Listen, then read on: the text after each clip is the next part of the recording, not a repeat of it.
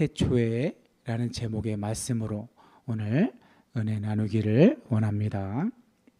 어떻게 한 주간도 잘 지내셨어요? 아유, 우리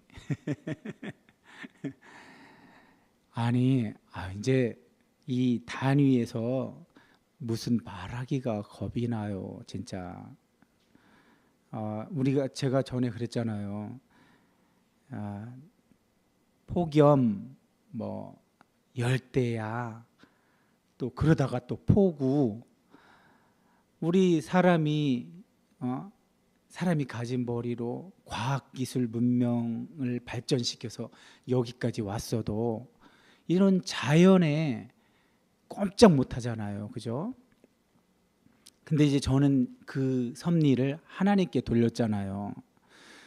그 이야기를 하고 나서 폭우가 또 온 거 아니에요. 그래가지고 항상 말조심을 해야 되는구나. 항상 괜히 잘못하면 또 이렇게 지금 피해보고 이러는 게 또 하나님의 뜻이니 이렇게 접근하면 사실 피해를 본 사람들은 그게 들어와요.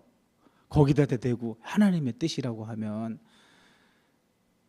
아니 욥 기서가 말하는 게 뭐예요? 욥처럼 잘못한 것도 없는데 고난이 왔을 때 욥을 찾아온 사람들은 다 한결같이 뭐라고 그래요? 자기들이 알고 있었던 지식을 가지고 상식을 가지고 욥의 상황을 얘기하죠. 잘 생각해봐. 무언가 네가 잘못한 게 있을 거야. 그렇지 않고서야 이런 고난을 받을 리가 있어? 이렇게 얘기하죠. 그러면 당사자는 어떻겠어요?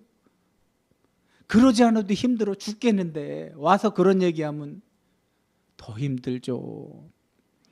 그러니까 우리가 항상 조심스러운 것은, 우리가 믿고 있는 바는 이 전체적인 섭리를 하나님께서 이루어 가시는구나. 믿어요. 맞아요. 하지만 상황에 따라서 옳은 말도 잘해야 되는 거예요. 상황이 그렇지 않은 곳에 가서 아무리 옳은 말을 해도 그건 옳은 게 아니에요. 칼럼에서도 말씀드렸지만 지금같이 이렇게 비 피해를 많이 입은 상황에서는 더더욱 우리가 말 조심하며 아파하는 그들과 함께 아파하며 도울 수 있다면 팔을 걷어붙이고 도울 수 있는 이런 태도와 자세들이 우리가 취해야 될 자세가 아닌가, 이런 생각이 듭니다. 우리 그러지 않아도 단촐한 공동체인데, 원로 목사님 가정에 세 분이 둘째 아드님 부임 예배에 가셨죠. 우리 태희 그 주보에 안내한 대로 또 자격증 건 때문에 온라인으로 들을 수밖에 없게 됐죠. 벌써 4명이 빠져나가니까. 근데 감사하게도 우리 오늘 말씀 읽는 중에 은혜가 몇 번 나왔어요. 은혜. 세보지는 않으셨겠지만 은혜가 나올 때마다 우리 은혜 전도사님이 깜짝깜짝 놀라셨을 거야. 자기 이름이 나와서. 우리 은혜 전도사님이, 박은혜 전도사님이 그러지 않아도 사업장이 우리 부군 사업장이신가 보다. 가까운 곳에 있으셔서 어디쯤인지는 알고 계셨었는데 말씀 한번 들려봐야 되겠다 했는데 오늘 와주셨네요. 감사하게도. 함께 은혜 받길 원해요. 여러분, 제가 어쨌든 고민 이렇게 말씀을 준비하는 사람은 정말 괴로워요. 왜냐하면 여러 가지를 생각해야 되거든요. 제가 가진 지식, 그거를 잘 녹여내서 여러분이 은혜 받을 수 있는 조건으로 이렇게 전달을 해야 되는데, 그러기 위해서는 단지 지식만 많다고 되는 게 아니에요. 지식이 매우 중요해요. 특별히 이 요한복음 같은 경우는 엄청나게 중요해요. 왜냐하면 요한복음은 예수님 돌아가시고 나서도 70년 뒤에나 기록될 정도로 그동안의 많은 일들을 다 알고 있어요. 앞에 기록됐던 어떤 마가복음, 바울 서신서부터, 바울의 서신들이 바울이 선교한 지역에 돌아다녔잖아요. 그런 것들이 이제 모아지고 이런 것까지 다 알고 있어요. 그래서 바울 서신, 바울의 글을도 참조해야 되지, 앞에 복음서를 기록했던 마가복음, 누가복음, 마태복음 이런 것들도 참조하면서 해야 되지. 또 그 당시 에베소 지역에 있는 요한의 공동체가 이방인 출신 그리스도인들이 많아서 헬레니즘의 영향을 엄청 많이 받았는데, 그런 조건에 있는 사람들한테 대체 어떻게 복음을 전해야 저들이 수용할 수 있을까를 고민해야 했고, 이런 것들이 다 녹아져 있기 때문에 웬만큼 공부를 많이 하고 연구하지 않고서 함부로 이거를 전하게 되면 실수할 확률도 높은 거예요. 이처럼 지적인 자산, 지적 자산도 많이 가지고 있어야 되는데 또 그것만 갖고 되지도 않아요. 왜? 이건 영적 복음서란 말이에요. 사람의 이성으로 할 수 있는 최선을 다하고서 또 영적인 복음서이기 때문에 성령께서 어떻게 사로잡아서 정말 하나님이 주길 원하는 말씀을 선포될 수 있도록 나를 내어드리느냐. 어떤 때는 내 지성을 포기하고 내 지식을 포기하고 하나님께 맡겨드리는 이런 태도가 또한 필요합니다. 마지막으로는 지성과 영성이 다 준비가 됐어도 또 하나가 더 필요해요. 전달을 어떻게 할 것인지 깊은 고민을 해야 돼요. 여러분 지루하게 하면 안 들으시잖아요. 뻔하면 안 들으시잖아요. 이런 많은 것들을 염두에 두고 해야 되기 때문에 참 쉽지 않은 일입니다. 이 일이. 그래서 늘 무릎으로 기도하며 하나님께 도움을 요청하며 성령 충만에 의지해서 해야만 하는 사역이 바로 이 말씀 사역입니다. 그러던 와중에 오늘 제가 이 요한복음 서론이에요. 오늘 읽은 본문이 서론에 아주 너무나 깊은 의미들이 함축돼 있어서 여러분들이 듣기에는 쉬운 우리말이에요. 뭐 이해 못할 말이 하나도 없어요. 그러나 저 안에는 너무나 깊은 의미들이 담겨 있기 때문에 저걸 어떻게 잘 풀어서 여러분께 재미의 요소도 제공해드리고 의미도 같이 제공해드리고, 또 이건 제가 좌지우지할 수 없는 거지만 하나님께서 강권적으로 어떤 말씀으로 여러분을 만나 주셔야 할 텐데, 이런 많은 것들이 오늘 이 단촐한 우리 공간에 하나님이 강권적으로 임재해서 적으면 적을수록 유리해요. 자, 그렇게 해주시길 바라는 마음으로 시작했는데, 제가 오늘 말씀드리기 전에 이 말씀 안 드릴 수가 없어요. 왜냐하면 또 한 교회의 목회자로서 또 가슴 아픈 소식을 들어서, 여러분 우리 지체잖아요. 우리 같은 지체잖아요. 우리 한 지체가 아파하고 있으면 우리 같이 아픈 거잖아요. 왜? 한 지체이기 때문에. 그래서 그 소식을 듣고 제가 물론 어떤 구체적인 상황을 근거로 해서 여러분께 기도 요청을 드릴 수도 있어요. 하지만 더욱 중요한 것은 여러분의 인식, 여러분이 한 신앙인으로서 어떠한 태도를 딱 굳게 갖고 있어야만 흔들리지 않고 믿음에 견고하게 서서 어떤 상황에 따라서 흔들리지 않고 신앙생활을 할 수 있어요. 제가 늘 부탁하잖아요. 신앙생활이 불행한 거는 그 하나님이 제공한 게 아니란 말이에요. 하나님은 이 땅에 사는 동안 우리 각자에게 역할을 분명히 주셨어요. 우리가 우리 마음대로 어떤 역할로 태어난 게 아니에요. 하나님이 정해주신 그 역할로 태어난 건 맞아요. 그렇지만 그 상태에서는 뭐가 좋고 뭐가 나쁘고 이게 없는 거라고 그랬잖아요. 그건 중립적인 상태라고 했잖아요. 그걸 갖고 옳고 그름을 말할 수가 없어요. 뭐가 선하고 악한 걸 말할 수가 없어요. 좋고 나쁨을 말할 수가 없어요. 그 상태로는. 왜? 그건 하나님이 운명적으로 지어줬기 때문에.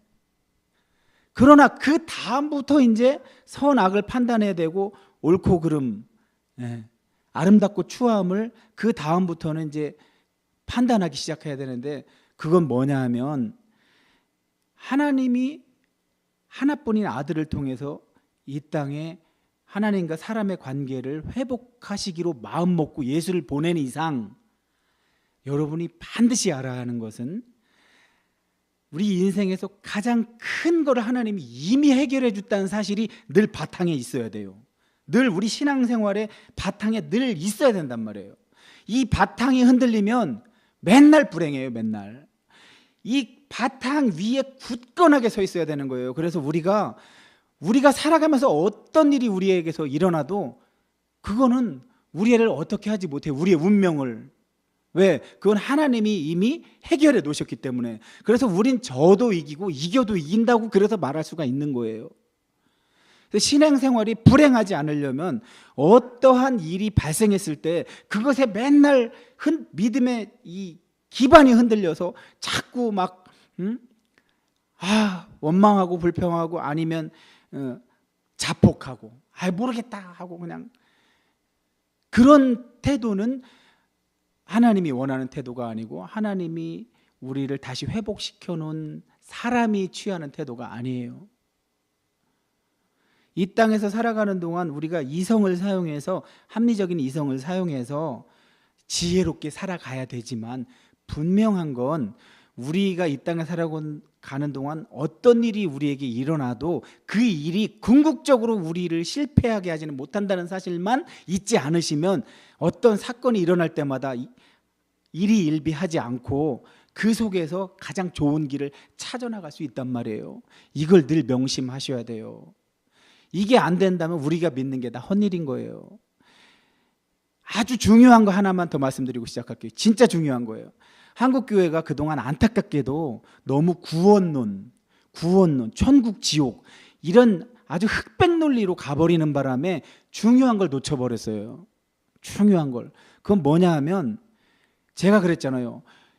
이렇게 소수가 유리하고 이 작은 공동체가 유리하다고 한 근거는 뭐냐 하면 성화를 느끼기에 좋다는 거예요. 예수님의 성품으로 회복되고 신앙생활을 행복하게 할 수 있는 근거를 더 우리가 주변에서 빨리 찾을 수 있다는 거예요. 자, 예수 천당 불신 지옥 이런 단순한 논리에 현혹되지 마시고 그동안 잘못 주입되어 온 것을 과감하게 버리고 다시 구원론을 제가 제대로 알려드릴게요. 우리가 구원받았는지 받지 않았는지 가장 확실한 증표가 뭐라고요? 성화되어 가고 있으면 무조건 구원받은 거예요. 예수님의 성품으로 회복되어 가고 있는 과정을 거치고 있다면 그건 분명 구원받은 거란 말이에요. 은퇴하신 제가 존경하는 한 선배 목사님은 이렇게 표현해요. 주일날 주일 성수를 포기하고 자기 사업장 관련해서 비즈니스 골프가 있었나 봐요. 근데 갈등을 느꼈겠죠. 주일 성수를 해야지, 예배를 드려야지. 그러나 사업은 어떡하지? 이런 갈등을 느끼다가 할 수 없이 사업을 놓칠 수는 없어서 갔다 왔대요. 그러고 나서 여기가 꺼려서 얼마나 힘들었는지 모른대요. 이런 게 바로 성화의 징표라는 거예요. 아무렇지도 않으면 구원받은 거랑 상관없는 게 돼버리죠. 그러나 뭔가 마음의 양심에 가책을 두고 꺼려지고 이런 마음이 일어나는 것 자체가 이미 성경의 영향을 받고 있고 하나님의 성령이 우리 안에 들어와서 그 사람 안에서 뭔가 작용을 한 거죠. 그 자체로 구원받은 증거라는 거죠. 이렇게 접근하라는 거죠. 자꾸만 예수 천당 불신 지옥 이런 단순 논리로 오히려 교회 밖 세상 사람들에게 억지 부리는 이런 구원론이 아니라 정말 내가 조금이라도 하나님과 관계가 있어서 그것이 내게 영향을 준다면 그건 분명 구원받은 징표니까 이때부터 내가 구원받은 사람이라면 그 상태에서 나에게 좋은 게 무엇인지 최선인지를 성경을 교과서로 알고 거기서 찾아가는 또 이렇게 예배 때 선포되는 말씀이 근거로 제시된다는 걸 믿으시고 거기서 답을 얻으려 하는 태도를 가질 때 여러분의 신앙생활이 행복해질 거라고 확신합니다. 자, 서론이 길었습니다. 아픈 소식을 들어서 그래요. 그러니까 이 말씀으로 어쨌든 도움을 받아서 위로를 받으시고 힘을 내시기 바랍니다. 자, 오늘 말씀은 태초에로 시작합니다. 조금 길지만 우리 전통대로 한번 한 목소리로 크게 읽겠습니다. 시작. 태초에 말씀이 계시니라. 이 말씀이 하나님과 함께 계셨으니 이 말씀은 곧 하나님이시라. 그가 태초에 말씀과 함께 계셨고 만물이 그로 말미암은 바 되셨으니 지은 것이 하나도 그가 없이 된 것이 없느니라. 그 안에 생명이 있었으니 이 생명은 사람들의 빛이라. 빛이 어둠에 비치되 어둠이 깨닫지 못하더라. 아멘. 제가 한 단어에 빨간색으로 바꿔놨죠. 왜 그런 것 같아요, 여러분? 이 태초에로 시작하는 성경이 여기 말고 또 있나요? 그렇죠. 창세기가 태초에로 시작하죠. 그러면 이야, 구약에서 창세기의 태초에로 시작하고 신약에 오니까 신약에도 태초에로 시작하는 책이 있네. 요한복음이 바로 그렇게 시작하네요. 태초에로 시작하는, 왜 굳이 태초에로 시작할까? 자, 첫 복음서는 뭘로 시작해요? 마태복음. 그 첫 시작하는 거, 아브라함과 다윗의 자손 예수 그리스도의 계보라. 자, 그럼 마가복음은 하나님의 아들 예수 그리스도의 복음의 시작이라. 태초가 아니에요. 누가복음은 누가는 두 개를 썼잖아요. 누가복음과 사도행전. 예수님과 함께 공생의 시절을 묘사해놨고 제자들이 그 사역을 이어받아서 한 게 사도행전이고, 그랬을 때 그 데오빌로라는 그 당시 로마의 어떤 지위가 있는 사람에게 이제 그때도 어떤 이 복음에 대한 많은 글들이 돌아다녔었나 보죠. 그러면서 자기도 그 중에 한 사람으로서 이렇게 한번 가깝게 제가 기록한 걸 보여드릴게요 하고서 누가복음 보여드리고 사도행전 보여드리는 거란 말이에요. 그래서 이 일에 관하여라고 시작을 하죠. 이 일이 무슨 일이에요? 그렇죠. 예수님이 하나님의 아들 예수 그리스도가 이 땅에 오셔서 하신 일과 그 제자들이 한 일, 그렇게 시작하죠. 근데 요한복음은 태초에로 시작해요. 저기서 뭔가, 그러니까 우리가 성경을 읽을 때 그랬잖아요. 생각만 조금 하면 진짜 재미가 있다고요. 우리, 자, 여러분 드라마나 영화 왜 보셔요? 재미없으면 봐요? 안 보잖아요. 극장 가서도 조시는 분들도 많죠. 근데 재밌어 봐요. 눈을 못 떼죠. 처음부터 끝까지. 그래서 그런 거를 잘 만든 영화라고 하는데, 자, 너무 또 재미만 추구하면 헐리우드 영화들이 그런 영화들이 많죠. 재미만 추구해서 막 시간 죽이기 좋은 거 그냥. 아유, 2시간이 언제 지나가는지 모르게 막 재밌게 해줘. 그러나 의미가 또 중요하죠. 영화를 보고 와서 감동이 가라앉지 않는 어떤 의미 때문에. 저렇게 성경도 같아요. 그 안에 드라마를 보는 것 같은 재미도 있고 또 깊은 의미도 들어있어요. 그거를 찾아내는 재미도 있고 감동도 있단 말이에요. 아, 태초에로 시작하는 거 보니까 뭔가 있구나. 왜 태초에로 시작해야 했을까? 앞에 복음서들을 이 요한복음도 분명히 알고 있었을 테고 뭔가 여기서 충족이 안 된 게 있었나? 아니면 지금 이 요한복음 이 기록을 읽는 어떤 공동체는 이게 설명이 돼야 되는구나. 태초로 가지 않으면 안 되는구나. 아, 바로 저기서 눈치를 채야 돼요. 아, 예수님에 대한 얘기를 시작하는데 이 예수님은 우리처럼 이걸 받아서 읽는 우리처럼 피조된 분이 아니구나. 창조 전에서부터 계셨구나. 그거를 지금 얘기해야 되는 거예요. 그러면서 뭘 강조하려고 하는 거예요? 저기 있잖아요. 말씀. 그분을 말씀이라고 했고 그 말씀은 하나님과 계셨는데 그 말씀이 곧 하나님이래요. 신성을 엄청나게 강조하고 있는 거죠. 지금 예수님의 신적 성품, 성격을 강조하기 위해서 태초에부터 시작하고 있는 거예요. 창조되기 이전부터 그분이 계셨으니까 그분은 창조주시다, 이렇게 접근하고 있는 거란 말이에요. 그 창조주를 말씀으로 접근하고 있는 거예요. 근데 제가 아까 그랬잖아요. 요한복음은 무지 어렵다고. 왜냐하면 저 말씀이 기록되기는 헬라어로 기록되기 때문에 로고스로 돼 있어요. 헬라어로 로고스나 레마 이런 것들은 다 말씀인데 사실 헬라어에서 로고스가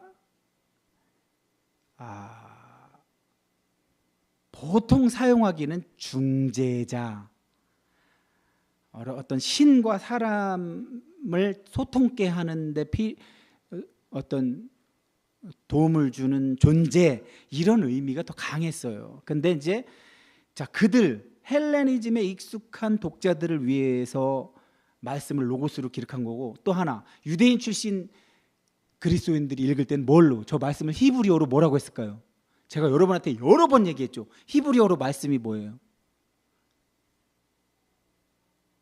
다바르, 히브리어 다바르. 히브리어 유대인들은 다바르로 저걸 알아듣겠죠. 태초에 다바르가 계셨다, 말씀이 계셨다, 저렇게 이해했겠죠. 근데 그 다바르가 하나님이시라는 거예요. 말씀이 하나님이시라는 거예요.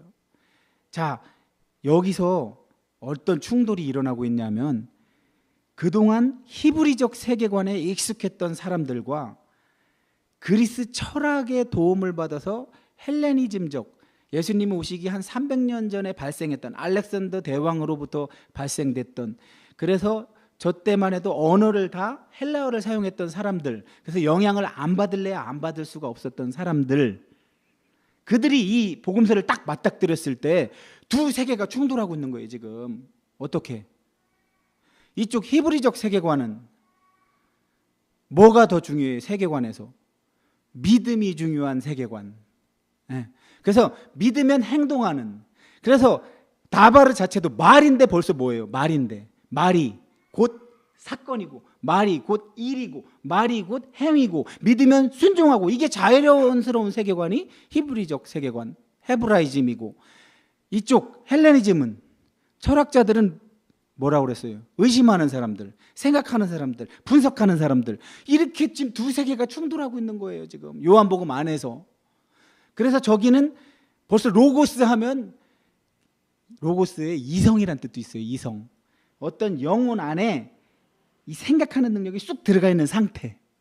이처럼 전혀 다른 세계관을 가진 두 세계가 충돌하고 있는 거예요. 그걸 지금 요한이란 사람이 기가 막히게 융합해가지고 뭐를? 예수님을 설명하고 있는 거예요.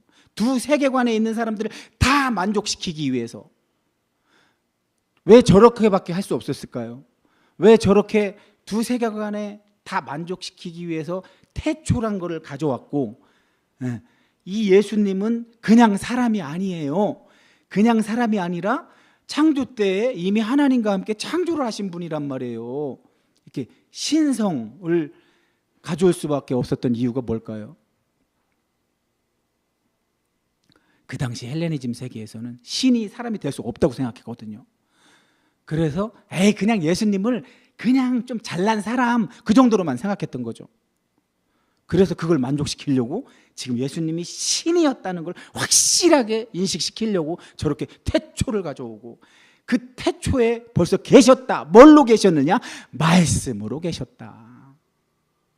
그걸 지금 설명하고 있는 거예요. 근데 이제 뒤에 가면 또 이건 헬레니즘 세계, 그리스 철학에 익숙한 사람들에게 이제 하나님이 사람이 아까 예수님이 사람이 아니라 신이시다라는 걸 알려주기에 했고, 뒤에 가면 또 뭐가 나올까요? 히브리 쪽 사람들을 위해서 사람을 입고 오셨다는 거. 그래서 히브리 쪽 사람들의 어떤 현상이 일어났었냐면, 신이다 그냥. 이 유대인들은 다 신인교예요, 유일신교예요? 유대인들은 유일신이잖아. 야훼 하나님 유일신이잖아.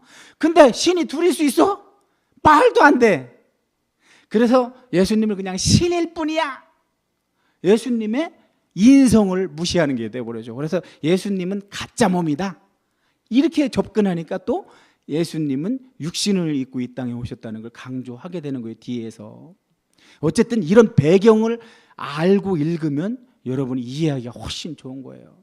자, 이처럼 예수님은 태초부터 계셔서 창조 사역을 하셨고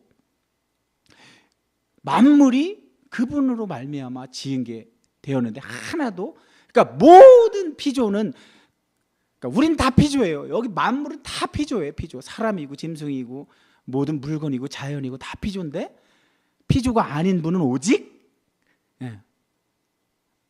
하나님 한 분뿐이라는 거죠. 근데 그 하나님 한 분에 벌써 예수님이 중재자로 옆에 계시는 이 모습을 통해서 벌써 요한복음은 삼위일체 하나님의 그런 개념이 들어오고 있구나를 깨달아야 돼요.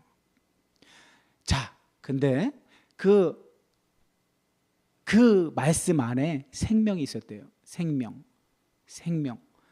벌써 저기서 요한복음 저자는 벌써 복음서가 어쨌든 예수님이 오시는 건 하나님으로부터의 단절을 해결하기 위해서 오시는 거잖아요, 메시아가. 그래서 요한은 그걸 생명으로 표현하고 있구나. 근데 그 생명은 사람들 안에 있는 빛이래요. 빛. 우리 이런 빛이 아니에요. 요한복음 안에서 말하는 빛은 이런 빛이 아니에요. 우리 눈에 보이는 그런 빛이 아니에요. 제가 여러 번 그랬잖아요. 초대교회 그리스도인들에게서는 빛이 났다고 그랬잖아요. 그걸 설마 하니 뭐 이런 빛으로 아셨어요? 그래서 그때 고대교회나 중세교회에서 그걸 표현할 길이 없으니까 어떻게 표현했어요? 그림에다가 사람 뒤에다 달을 그려놨죠. 달. 빛을 표현할 길이 없으니까. 근데 그 빛이 바로 이 빛이란 말이에요. 생명이 비추는 빛. 정말 저 빛은 예수님 하나님만이 가지신 그 빛이라는 거죠. 근데 빛이 비쳤는데 어둠은 깨닫지를 못했답니다. 안타깝죠? 여러분, 오늘 우리도 그런 실수하는 건 아니죠? 그런데 이제 이렇게 예수님이 태초부터 시작해서 말씀으로 소개되었다가 생명으로 소개되었다가 빛으로 소개되고 그 빛이 사람에게 왔는데도 못 깨달아요. 그랬는데 요한이라는 사람이 나와서 그걸 깨달게 해주려고 도와주고 있어요. 자, 그 빛에 대해서 증언하러 왔대요. 자기는. 그래서 자기 때문에 믿게 하려고, 그 빛이 세상에 왔다는 걸 믿게 하려고. 근데 그 빛은 자기가 그 빛이 아니래요. 자기는 증언할 뿐이래요. 왜 이런 말을 할까요? 이런 말을 하는 걸 통해서 뭐를 우리가 추측해 볼 수 있어요?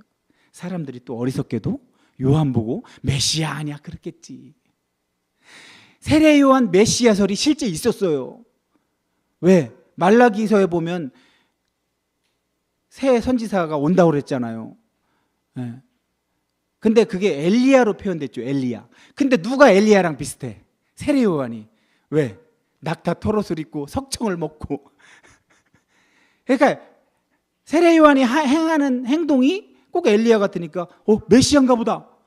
우리 구약에 예언된 대로, 말씀에 예언된 대로 메시아인가 보다. 그렇게 해서 세례 요한이 아니야 나 아니야. 나는 그 빛에 증언하는 사람이지 나는 빛이 아니야 라고 지금 말하고 있는 거예요.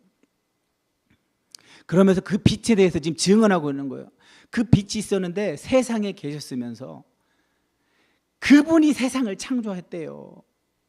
그러고 나서 자기 땅, 유대인의 땅, 팔레스타인의 이스라엘에, 고대 이스라엘에 오셨는데 세상에 유대인인 자기 백성이 영접하지 않았대요. 영접하기만 하면 하나님의 자녀가 되는 권세를 주셨는데 이거는 어떤 혈통으로나 이게 사람의 몸으로 난 게 아니라 사람 뜻에 의해서 되는 게 아니라 오직 하나님이 정해서 그런 거래요. 제가 그랬죠. 여러분, 우리가 예수 믿는 사람들이, 구원받은 우리들이, 성화되어가는 우리들이 이 땅에서 어떤 일이 일어날 때, 어떤 역할을 할 때 그거는 내가 어떻게 할 수 있어서 한 게 아니잖아요. 하나님이 정해놓은 거라고 그랬잖아요. 오직 하나님께로부터만 그게 나온 거예요. 원인이. 그러니 어떻게 하면 돼요? 우리는 그걸 사람의 생각으로 판단해서 저 교회 밖 세상 사람들처럼 이거 해보고 저보고 이렇게 해서 실패해보고 저렇게 이렇게 해서 낭망하고 저렇게 해서 절망하고 원망하고 불평하고 할 게 아니라 이거 하나님이 하시는 건가? 하나님 무슨 뜻이 있으신가 하고 생각해보기로 했잖아요. 다 저런 말씀이 근거가 되는 거죠. 하나님의 사람들은 원인을 하나님에게서 자꾸 찾아야 되는 습관을 들여야 된다고. 자, 여기 나오네. 그 말씀이 육신이 되었대요.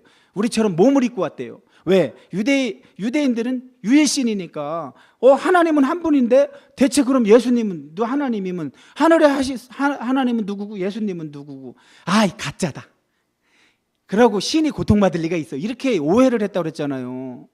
그것에 대해서 지금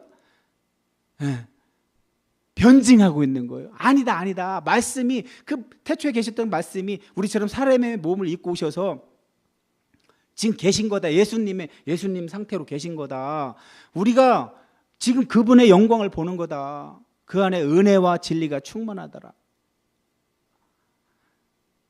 저거 하나만 해도 몇 개의 설교를 할 수 있을 만큼 엄청난 의미가 들어있는 건데 그걸 우리 서론 시간에 다 할 수는 없고 은혜와 진리 막 어떻게 다가오세요? 이 단어들이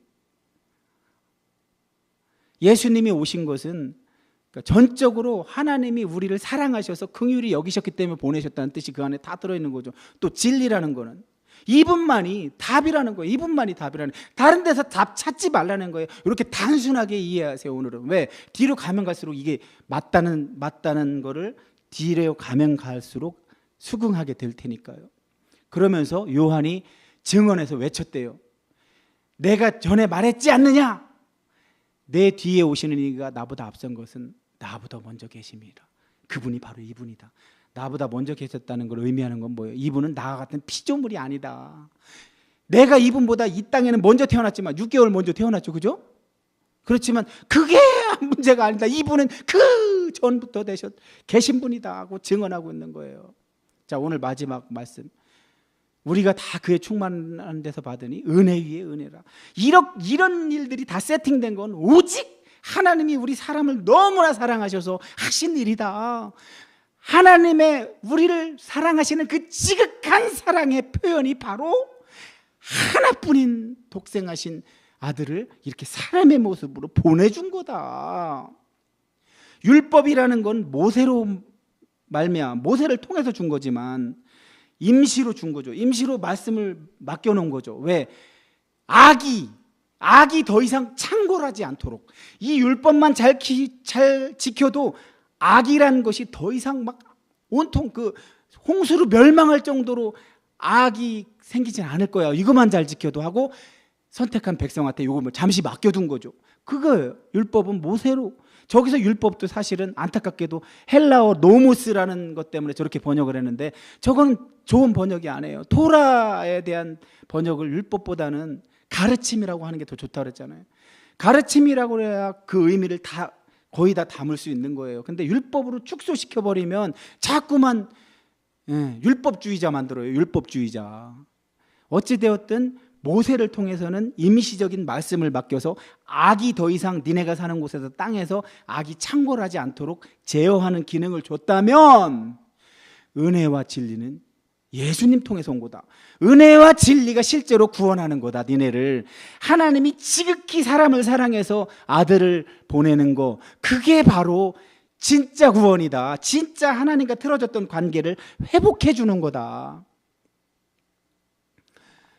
본래 하나님을 본 사람이 없대. 아버지 품속에 있는 독생하신 하나님. 자, 하나님을 본 사람이 없다는 말을 어떻게 저렇게 딱 단정지어서 할 수 있는 거죠? 맞춰봐요 좀. 김한지 집사님 오늘 왜 안 맞춰? 하나님을 본 사람이 없다는 말을 어떻게 단정적으로 할 수 있을까요? 자, 말씀 잘하셨어요. 그 근거가 뭐냐고. 하나님을 보면 죽는다는 근거가 뭐예요? 실제로 그렇게 행동했죠. 그 베드로도 예수님이 메시아인 걸 알고 나서는, 하나님이신 걸 알고 나서는 저를 떠나소서, 저는 죄인입니다. 왜 죽을까 봐. 그죠? 유대인들은 그런 성향을 보였는데 그게 무슨 근거냐고. 근거를 말씀하시라고. 나는 여호와라, 자비롭고 은혜롭고 노하기를 더디하고 인재와 긍휼이 풍성한 자라. 그거 노래했던 데가 언제예요? 어디서 했어요 그거? 자꾸만 모세가 제발 영광 좀 보여주세요. 모세도 더럽게 궁금했나 봐. 자기를 6번씩이나 거듭거듭 설득해서 이 일을 시키신 분이 대체 누군지 궁금했나 봐. 그러니까 영광 좀 보여달라고 자꾸 그러니까 하나님이 뭐래요? 내 영광을 보고 산 자가 없느니라. 그러니 너는 잠시 내가 지나간 거 뒤만 볼 수 있을 것이다. 이런 표현들이 다 뭘 의미해요? 너무나 거룩하신 하나님을 죄가 있는 상태로, 하나님과 말 그대로 단절된 상태로 있는 존재가 볼 수는 없다는 거죠. 하나님이 회복시켜줘서 이어놓은 상태가 아닌 한 어떻게 돼요? 죽을 수밖에 없기 때문에 그걸 단정적으로 저렇게 말할 수가 있는 거죠. 그래서 헬레니즘에 익숙한 그런 자들도 저 말을 보면 이제 이해할 수 있도록, 아까 빛만 해도 그렇잖아요. 우리가 아는 이런 빛이 아니라고 그랬잖아요. 뭔가 하나님에게만 계신 어떤 그런 거룩한 빛으로 우리 안에 오시는 것, 또 오순절 성령처럼 능력으로 강림하시는 이런 것들, 헬레니즘 세계에서 어떻게 알아요? 모르죠. 그러나 이렇게 그들을 이해시키기 위해서 예수님이라는 진짜 사람의 몸을 입고 오신 분 안에 그게 다 들어있는 거예요. 그래서 뒤에 우리 하나님을 보여달라고 해요, 안 해요?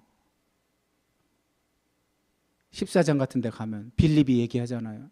근데 예수님은 뭐래요? 니네가 나를 보고도 자꾸 아버지를 보여달라고 하냐? 네. 아버지 품속에 있는 독생하신 하나님이 그 하나님을 나타나고 계시니까 뭘로? 영광으로. 그걸 사람들은 표현할 길이 없으니까 자꾸 그림에 뒤에 달을 그려놓는 거예요. 달리 표현할 길이 없으니까. 자, 오늘 우리는 어떻게 이걸 이해할 수 있을까요? 여러분 언제 느껴요? 독생하신 하나님, 아버지 품속에 있는 독생하신 하나님이 내 안에 와 계시다는 걸 여러분은 어떻게 느껴요? 이 말씀으로 오늘 결론을 맺겠습니다. 우리는 어떻게 느낄까요? 오늘날 우리는 이걸 이론으로 그동안 성경을 수없이 많이 들어왔고 이런저런 본문 말씀을 통해서 다 들어왔던 거라 고개 끄덕여지고 아멘으로 수긍하게 되는데, 그냥 나에게 바로 적용해 보세요. 그냥 바로 나에게 적용한다면 이 상태, 은혜와 진리, 예수 그리스도께서 은혜와 진리로 오셔서 이 땅에서 이루신 일이 내게 어떤 형태로 머물고 계시죠? 믿음으로. 오케이. 믿음으로. 오케이. 자, 또 그럼 하나 우리 김한진, 믿음의 증상은 어떻게 나타나요?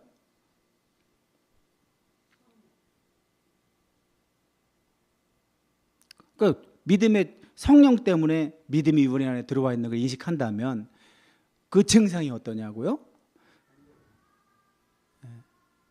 그 믿음과 성령 이런 것들 다 이게 같은 말이에요. 순환이 되는 거예요. 성령으로, 자, 예수님 자체도 아까 그랬잖아요. 로고스라는 저런 단어의 의미는 중재자, 도움을 주는 자, 연결해 주는 자의 의미였다면 보혜사도 그런 의미예요. 보혜사 성령님도 그런 일을 하시기 위해서 역할을 받으시고 이 땅에 오신 거예요. 그리고 우리 안에 와 계신 거예요. 그러면 우리 안에서 뭘 하도록? 하나님과 우리의 관계가 회복됐다는 증거가 성령님이 와 계신 것 때문에 알게 되고, 또 하나, 내 마음속에서 저런 말씀들이 자꾸 믿어지면서 그거대로 살게 하는 이런 증상들. 그러니까 제가 그랬잖아요. 우리 신앙인에게 가장 큰 보상은 뭐라고요? 믿어지는 거예요. 믿어진다는 말을 여러분은 잘 이해하셔야 돼요. 믿어진다는 건 행동한다는 거랑 다른 게 아니란 말이에요. 믿어진다는 건 순종한다는 거랑 같은 말이에요. 아브라함이 믿음에서 믿음에 이르게 된 것처럼 우리도 그 길을 가고 있는 거예요. 예. 부분 가끔씩 믿지 않는 행동을 할지언정 우리는 궁극적으로 결국은 믿어지는 쪽으로 계속 성장해 가고 있는 거고 성숙해 가고 있는 거란 말이에요. 그게 우리의 증상이라고요. 이것이 가장 좋은 예수님이 우리 안에 와 계신 표시라는 거죠. 이게 가장 단단한 기반으로 여러분에게 가지고 계시다면 여러분의 삶에서 어떠한 일이 일어나도 흔들리지 않고 그것에 기반해서 맞아, 하나님께서 나를 택하셨지, 그리고 나를 하나님께서 나와 관계를 회복하셔서 이제부터는 하나님께서 이루실 일을 나를 통해서 하시려고 계획하셨고 그 일을 나한테 맡기신 거지. 그렇다면 내가 여기서 낭망하고 절망하고 좌절할 게 아니라 맞아, 하나님이 원하시는 그 일을 해야겠지 하고 여러분이 있는 곳에서 그 일을 행하실 때 여러분도 또 여러분 곁에 있는 자녀들도 여러분 이웃들도 그런 여러분을 보고 도전받고 함께 그 길을 나아갈 수 있게 되는 거예요. 이것이 우리 예수 믿는 사람들의 사명이고 또 가장 큰 행복인 거죠. 그걸로 전도가 되는 거죠. 맞습니다. 이거 잊지 마시고 한번 오늘 들은 말씀 잘 곱씹어 보면서 댁에 돌아가셔서는 맞다, 그렇지, 고개도 끄덕이시고 하시면서 삶 속에서 다시 한번 되뇌어 보시길 바랍니다. 기도하겠습니다. 하나님 고맙습니다.